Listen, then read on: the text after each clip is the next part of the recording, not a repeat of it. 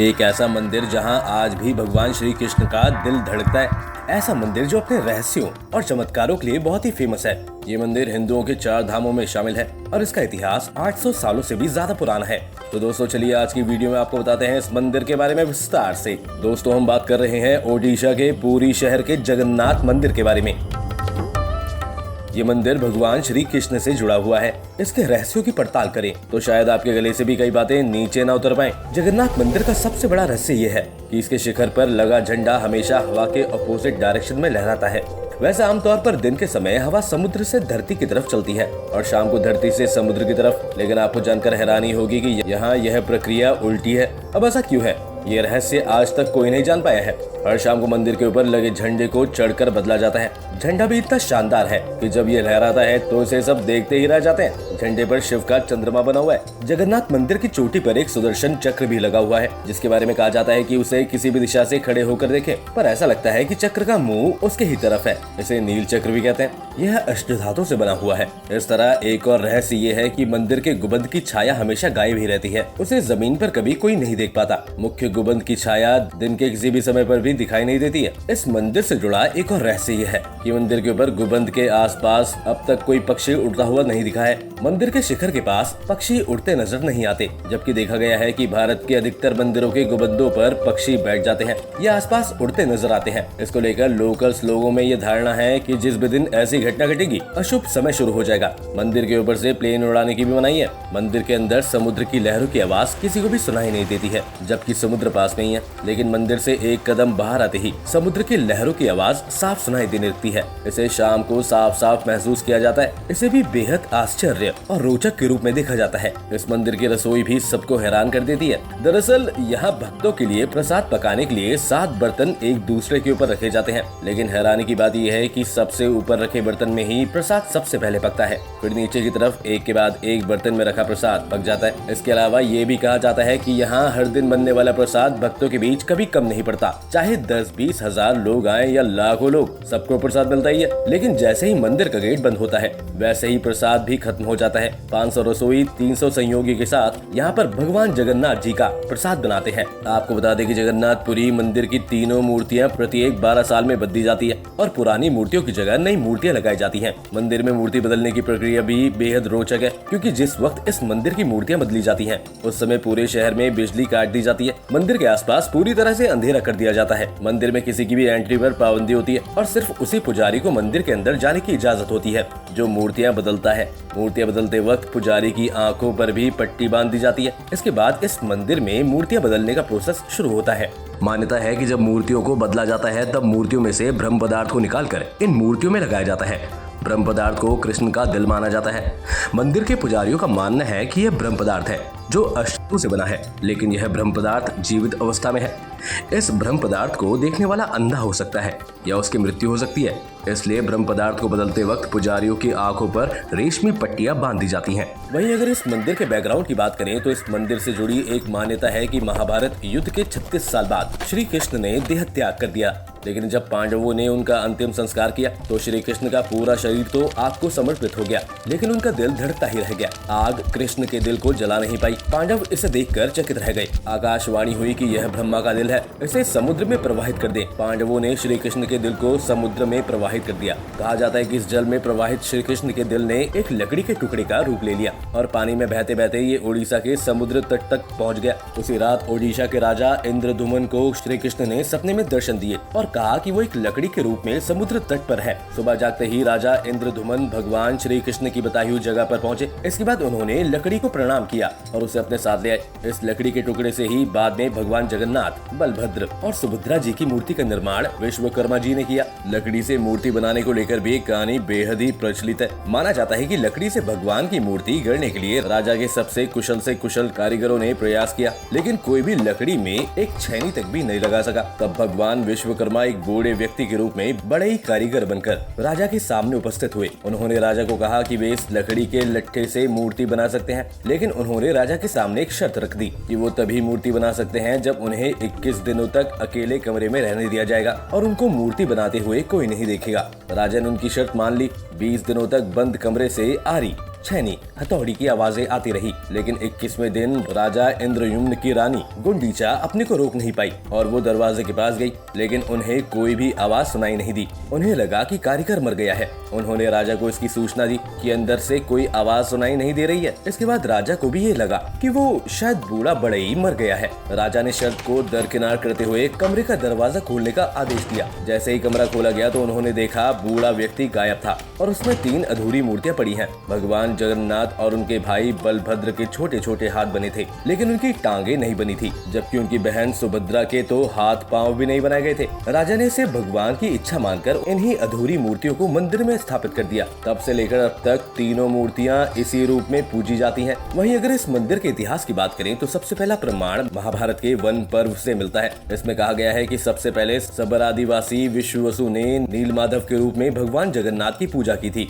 भारतीय पुराणों के अनुसार नीलगिरी में पुरुषोत्तम हरि यानी भगवान राम की पूजा की जाती थी। सबसे प्राचीन पुराण मत्स्य पुराण में लिखा है कि इस क्षेत्र की देवी विमला है और यहाँ उनकी ही पूजा होती है। रामायण के उत्तराकांड के अनुसार भगवान राम ने विभीषण को इस स्थान पर अपने इक्ष्वाकु वंश के कुल देवता भगवान जगन्नाथ की आराधना करने को कहा, जबकि स्कंद पुराण में पूरी धाम जियोग्राफिकल डिस्क्रिप्शन मिलता है और उसके अनुसार एक पूरी दक्षिणवर्ती शंख की तरह है जो 16 किलोमीटर एरिया में फैला हुआ है। इसका नॉर्थ एरिया समुद्र की सुनहरी रेत है जिसे मुहद्दी का पवित्र जल धोता रहता है, जबकि सिर वाले क्षेत्र पश्चिम दिशा में है जिसकी रक्षा स्वयं महादेव करते हैं। शंख के दूसरे घेरे में भगवान शिव का दूसरा रूप ब्रह्मा कपाल मोचन विराजमान है, जबकि शंख के तीसरे वृत्त में माँ विमला और नाभि स्थल में भगवान जगन्नाथ रथ के सिंहासन पर विराजमान है। बताया जाता है कि वर्तमान में जो मंदिर है वो 7वीं सदी में बनाया गया था। हालांकि इस मंदिर का निर्माण 2 BC में भी हुआ था। गंग वंश के इतिहास से पता चला कि इस मंदिर का निर्माण कार्य कलिंग राजा अनंत वर्मन चोडगंग देव ने शुरू किया था। इसके बाद साल 1197 में ओडिशा के रूलर अनंग भीमदेव ने इस मंदिर के निर्माण कार्य को पूरा किया। इसके बाद से इस मंदिर में पूजा अर्चना शुरू हो गई थी। बताया जाता है कि सन 1558 में अफगान जनरल काला पहाड़ ने ओडिशा पर अटैक कर दिया और इस हमले के दौरान उसने जगन्नाथ मंदिर पर भी हमला कर दिया था। उसने इस मंदिर में मूर्तियां और मंदिर के भाग ध्वस्त कर दिए थे और इस मंदिर में पूजा बंद करवा दी थी। बाद में रामचंद्र देव ने इस क्षेत्र में अपना अलग अलग राज्य स्थापित किया। उन्होंने जगन्नाथ मंदिर का पूर्ण निर्माण करवाया। ऐसा कहा जाता है कि इन्वेडर से बचाने के लिए जगन्नाथ की मूर्तियों को चिल्का झील में 3 बार दफनाया गया था। बता दें कि मंदिर वैष्णव परंपराओं और संत रामानंद से भी जुड़ा हुआ है। गौड़िया वैष्णव कम्युनिटी के लिए इस मंदिर का बहुत ही इंपॉर्टेंस है। बताया जाता है कि इस कम्युनिटी के फाउंडर श्री चैतन्य महाप्रभु भगवान की ओर आकर्षित हुए थे और कई वर्षों तक पुरी में ही रहे थे। आपको बता दें कि कुछ हिस्टोरियन का ये भी मानना है कि इस मंदिर की जगह पर पहले एक बौद्ध स्तूप था और उस स्तूप में भगवान बुद्ध का दांत रखा गया था। बाद में इसे श्रीलंका के कैंडी पहुंचा दिया गया। 7th सेंचुरी में इंद्रभूति के बौद्ध धर्म के वज्रायना ट्रेडिशन में इसके बारे में कुछ जानकारी मिलती है। एक समय पूरी वज्रायना ट्रेडिशन का भारत में एक बड़ा केंद्र बन गया था। वज्रायन के फाउंडर इंद्रभूति ने अपने फेमस बुक ज्ञान सिद्धि में जगन्नाथ को मेंशन किया है, जिससे यह पता चलता है कि उन दिनों जगन्नाथ का नाम गौतम बुद्ध के लिए भी लिया जाता था। उस समय में बौद्ध धर्म को वैष्णव कम्युनिटी ने अपना लिया था। तब से ही यहाँ जगन्नाथ पूजा को लोकप्रियता मिली। यह ट्रेडिशन 10th सेंचुरी के लगभग प्रचलित हुआ जब उड़ीसा में सोमवंशी राज चल रहा था। कुछ लोगों का मानना है कि जगन्नाथ, बलभद्र और सुभद्रा बौद्ध धर्म के बौद्ध, संघ और धर्म के प्रतीक है। 15 से 17 सेंचुरी के ओडिशा साहित्य में लगभग यही विचार निकल कर सामने आता है। आप जानते ही होंगे कि आदि शंकराचार्य की आध्यात्मिक भारत यात्रा इतिहास का एक इम्पोर्टेंट चैप्टर है। इस यात्रा के दौरान उन्होंने पुरी की भी यात्रा की। बताया जाता है कि अपने पूरी यात्रा के दौरान उन्होंने डिबेट से बौद्ध मठाधीशों को हराकर उन्हें सनातन धर्म की ओर लाने में सफलता हासिल की। शंकराचार्य जी द्वारा ही यहाँ गोवर्धन पीठ की स्थापित किया गया था। इस पीठ के पहले गुरु के रूप में शंकराचार्य जी ने अपने 4 शिष्यों में से एक पद्माचार्य को अपॉइंट किया था। बताया जाता है कि इस धार्मिक विजय के याद में ही श्री शंकर और पशुपात की मूर्तियां जगन्नाथ जी के रत्न सिंहासन में स्थापित की गई थी। मंदिर द्वारा ओडिशा में पब्लिश्ड रिकॉर्ड्स मदला पंजी के अनुसार पुरी के राजा दिव्य सिंह देव सेकंड के समय में उन 2 मूर्तियों को हटा दिया गया था। इस मंदिर से जुड़ी कुछ और इम्पोर्टेंट जानकारी के बारे में आपको बता दें। कहा जाता है कि महाराजा रणजीत सिंह ने इस मंदिर की इम्पोर्टेंस देखकर यहाँ पर भारी संख्या में सोने का दान किया था। उन्होंने अपने अंतिम दिनों में वसीयत में अपना विश्व प्रसिद्ध कोहिनूर हीरा इस मंदिर को भेंट करने की बात कही थी, लेकिन उस समय तक अंग्रेजों ने पंजाब पर अपना अधिकार करके उसकी सभी शाही संपत्ति जब्त कर ली थी, वरना कोहिनूर हीरा आज ब्रिटेन की बजाय भगवान जगन्नाथ के मुकुट की शोभा बढ़ा रहा होता। इसके बाद चलिए अब आपको इस मंदिर के स्ट्रक्चर और आर्किटेक्चर के बारे में भी बता देते हैं। मंदिर का एरिया 37,000 वर्ग मीटर के एरिया में फैला है और यहाँ 4 दीवारी से घिरा हुआ है। इसके साथ ही इसमें कलिंग शैली के आर्किटेक्चर और क्राफ्ट का खूब इस्तेमाल हुआ है। इस मंदिर के शिखर पर चक्र और ध्वज स्थित है। यह चक्र भगवान विष्णु के सुदर्शन चक्र का प्रतीक है, जिसे नील चक्र भी कहा जाता है, और यह चक्र अष्टधातु से बना हुआ है। इस मंदिर के शिखर पर लगा हुआ ध्वज इस बात का प्रतीक है कि भगवान विष्णु इस मंदिर के भीतर खुद निवास करते हैं। इस मुख्य मंदिर के आसपास 30 छोटे बड़े मंदिर स्थापित हैं। जगन्नाथ मंदिर का मुख्य ढांचा एक 65 मीटर ऊंचे पत्थर के चबूतरे पर बना हुआ है। इसके भीतर आंतरिक गर्भगृह में कई देवताओं की मूर्तियां स्थापित हैं। इस मंदिर की मेन बिल्डिंग एक 20 फीट ऊंची दीवार से घिरी हुई है और इसकी दूसरी दीवार मंदिर के मुख्य भाग को घेरे हुई है। इसके साथ ही इस मंदिर में स्थित भगवान जगन्नाथ, बलभद्र और सुभद्रा की मूर्तियां एक चबूतरे पर स्थापित हैं, जो इस मंदिर के मुख्य भगवान हैं। इतिहास की माने तो इस मूर्तियों की पूजा और अर्चना इस मंदिर के निर्माण से बहुत पहले से ही की जाती थी। वहीं अगर आपको यहाँ की फेमस रथ यात्रा के बारे में बताएं, जगन्नाथपुरी में बैसाख तृतीया से ज्येष्ठ कृष्ण अष्टमी तक 21 दिन की चंद्र यात्रा होती है, लेकिन आषाढ़ शुक्ल द्वितीया को होने वाली रथ यात्रा ही यहाँ का मेन फेस्टिवल है, जिसे देखने के लिए देश विदेश के लाखों लोग पुरी जाते हैं। इस रथ यात्रा महोत्सव के दौरान भगवान श्री जगन्नाथ के दर्शन को आड़प दर्शन कहा जाता है। इस यात्रा में बलराम, श्री कृष्ण और सुभद्रा के लिए 3 अलग अलग रथ बनाए जाते हैं। इस यात्रा की विशेष बात यह है कि इसे सबसे आगे भगवान श्री कृष्ण के दाऊ अर्थात बलराम का रथ होता है, बीच में बहन सुभद्रा का और अंत में जगन्नाथ यानी भगवान श्री कृष्ण का रथ होता है। इनकी मूर्तियों और रंग की पहचान इतनी आकर्षक है कि इन्हें देखते ही पहचान लिया जाता है कि कौन सा रथ भगवान जगन्नाथ का है। भगवान जगन्नाथ की मूर्ति विशाल होने के कारण दूर से भी बड़ी दिखाई देती है। इस रथ यात्रा में महत्वपूर्ण बात यह है कि भगवान जगन्नाथ का नंदी घोष रथ 46 फीट ऊंचा,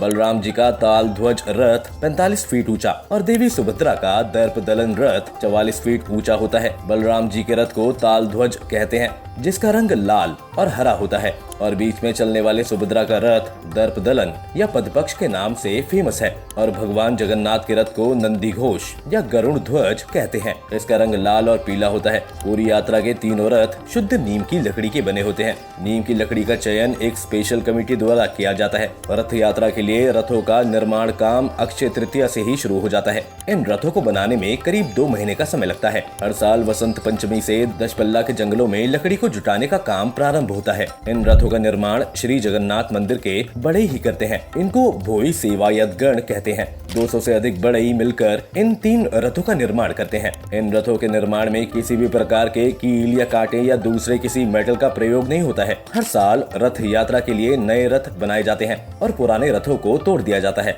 जगन्नाथ मंदिर से रथ यात्रा शुरू होकर पूरी नगर से गुजरते हुए ये रथ गुंडीचा मंदिर पहुंचते हैं। यहाँ भगवान जगन्नाथ, बलभद्र और देवी सुभद्रा 7 दिनों के लिए विश्राम करते हैं। गुंडीचा मंदिर में भगवान जगन्नाथ के दर्शन को आड़प दर्शन कहा जाता है। गुंडीचा मंदिर को गुंडीचा बाड़ी भी कहते हैं। यह भगवान की मौसी का घर है। इस मंदिर के बारे में पौराणिक मान्यता है कि यहीं पर देव शिल्पी विश्वकर्मा ने भगवान जगन्नाथ, बलभद्र और देवी की मूर्ति को बनाया था। वहीं रथ यात्रा कैसे शुरू हुई, इसको लेकर विद्वानों का अलग अलग विचार है, लेकिन प्रचलित मान्यता की बात करें तो जब सुभद्रा अपने भाइयों से मिलने द्वारका आती हैं, तो उन्होंने भगवान श्री कृष्ण और बलराम से नगर भ्रमण की जिद की। तभी भगवान श्री कृष्ण ने बलराम के साथ दिव्य रथ सजाए और तीनों रथों में बैठकर पूरे नगर में भ्रमण किया। तब बहन सुभद्रा अपनी मौसी गुंडीचा से मिलने जाती हैं। मौसी की जिद करने पर तीनों 10 दिन के लिए मौसी के घर में ही रहते हैं। जब 10 दिन के बाद वह फिर द्वारका लौटते हैं। उस दिन को 11 के रूप में मनाया जाता है। जब भगवान 10 दिनों के बाद द्वारकापुरी पर लौटे तो भव्य स्वागत किया गया।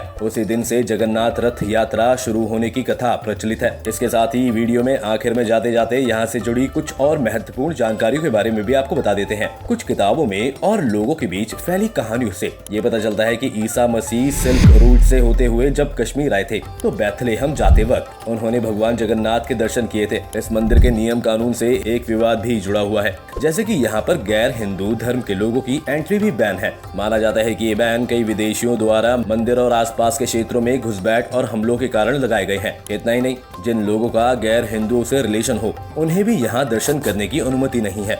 इसी वजह से 1984 में भारत की पूर्व प्रधानमंत्री इंदिरा गांधी को भी यहाँ दर्शन के लिए अनुमति नहीं मिली थी। उस समय उन्हें बाहर से ही पूजा करने के लिए कहा गया था। नवंबर 2005 में थाईलैंड की राजकुमारी महाचाकरी ओडिशा के जगन्नाथ मंदिर पहली बार पहुंची थी। उन्हें भी एंट्री नहीं दी गई थी। इसके अलावा 2006 में स्विस नागरिक एलिजाबेथ जिलकर को कभी एंट्री नहीं मिली क्योंकि वह ईसाई थी, जबकि उन्होंने मंदिर को 1.78 करोड़ रुपए का दान किया था। तो दोस्तों, ये है जगन्नाथ मंदिर से जुड़ी कुछ रोचक और रहस्यमय जानकारी। आप क्या सोचते हैं जगन्नाथ मंदिर के इन रहस्यों, रोचक जानकारियों और विवादों के बारे में? अपनी राय कमेंट बॉक्स में जरूर रखिएगा। अगर आपको हमारी आज की वीडियो पसंद आई हो तो वीडियो को लाइक और शेयर करें और साथ ही चैनल को सब्सक्राइब भी कर लें और बेल आइकन दबाना भी ना भूलें।